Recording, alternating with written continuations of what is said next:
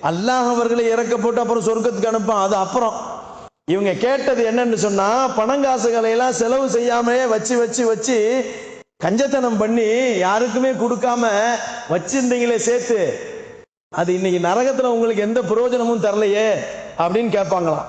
கண்ணியத்திற்குரியவர்களே, மனிதனுடைய நிலைமையை பற்றி அல்லாஹ் சொல்லுகிறான். மனுஷன் எப்பவுமே சக்கராத்து நேரத்தில் தான் அல்லாட்ட பேசுவானாம். பொதுவாகவே எல்லாருமே எல்லாருடைய நிலைமையும் அப்படிதான். உயிர் போற நேரத்துல தான் அல்லாட்ட பேசுவான். ரப்பே, இன்னும் கொஞ்ச நாள் என்னை விட்டு வை, ஒரு நாள் 2 நாள் விட்டு வை, 1 மணி நேரம் என்னை விட்டுரு, துனியாவுக்கு விட்டுரு, என்னை உயிரை வாங்கிறாத, கொஞ்ச நேரம் வெயிட் பண்ணுவாமா. அந்த மனிதன் கேட்பான் என்று அல்லாஹ் சொல்றான். அப்படி கேட்கும் பொழுது, அப்படி என்னை விட்டேன்னு வச்சுக்க, என்னை விட்டுட்டேன்னு வச்சுக்க, சக்கராத்து நேரத்துல அவன் கேட்பானா, என்னை கொஞ்ச நேரம் விடு துனியாவில், வாக்கும் மின சாலிகி, என் சொத்து பூராத்தையும் தர்மம் செஞ்சிடறேன். உயிரோடு இருக்கும்போது செய்ய மாட்டான், சக்கராத்து நேரத்துல சொல்லுவானா, வாக்கும் மின சாலிகி, எல்லாத்தையும் தர்மம் செஞ்சுட்டு சாலிஹீனா மாறிடுறேன், நல்லவனா மாறிடுறேன், எனக்கு கொஞ்சம் வாய்ப்பு கூடன்னு கேட்பானா. இது மனிதனுடைய இயல்பு என்று அல்லாஹ் சொல்லுகிறான். கண்ணியத்திற்குரியவர்களே, அல்லாஹ்வின் நல்லடியார்களே, இப்படி உலகத்துல கஞ்சத்தனம் பண்ணி சேர்த்து வச்சா என்ன கிடைக்கும்?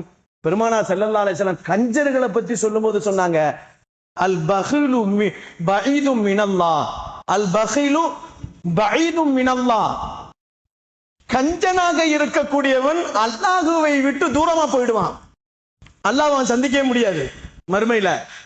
அடுத்து சொன்னார்கள் பெருமான் ஸல்லல்லாஹு அலைஹி வஸல்லம், அல் பஹீலு பஈதும் மினல் ஜன்னா, சொர்க்கத்துக்கு போக முடியாது, கஞ்சனா இருந்தா சொர்க்கத்துக்கு போக முடியாது.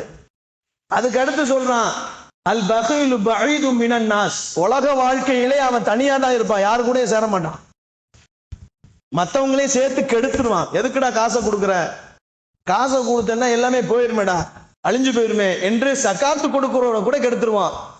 நபிகள் நாயகம் ஸல்லல்லாஹு அலைஹி வஸல்லம் சொன்னார்கள், வமன் கத்தர அலைஹி ரிஸ்கஹு, எவனுக்கு அல்லாஹ் நிர்ணயித்த சொத்துக்களை கொடுக்கிறானோ, எவ்வளவு நிர்ணயம் பண்ணி ஒரு மனிதனுக்கு சொத்தை கொடுக்கிறானோ அல்லது வசதியை கொடுக்கிறானோ, இன்ஃபிகுஹா ஆத்தாக்கல்லா, அல்லாஹ் உனக்கு கொடுத்ததிலிருந்து கொஞ்சமாவது கொடுத்து பழகுன்றான்ல.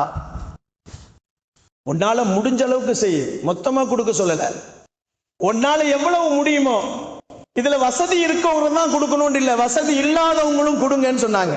அல்லாஹ் உங்களுக்கு வசதியை கொடுத்திருந்தால் அதிலிருந்து நீங்கள் தடுக்க வேண்டாம், கஞ்சத்தனமாக இருக்காதீர்கள், கொடுத்து உதவுங்கள், அது உங்களுக்கு இரு உலகத்திலும் பயனுள்ளதாக இருக்கும் என்று சொன்னார்கள்.